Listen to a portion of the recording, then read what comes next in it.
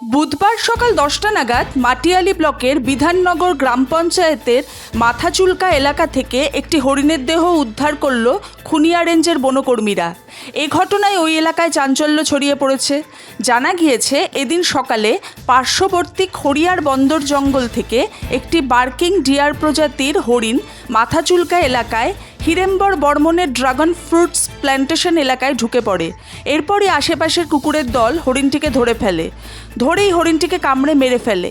এরপরই খবর পেয়ে খুনিয়া রেঞ্জের বনকর্মীরা হরিণটিকে উদ্ধার করে নিয়ে যায়। খুনিয়া রেঞ্জের রেঞ্জার সজল কুমার দে বলেন, হরিণটি সাব অ্যাডাল্ট বার্কিং ডিয়ার প্রজাতির।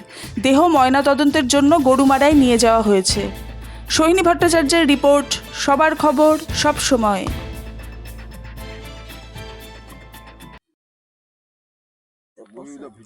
ওকে, সো গুড মর্নিং সকলকে। আমরা আছি জলপাইগুড়ি জেলার মেটেলি ব্লকের মাথাচুলকা বলে এই জায়গাটার নাম।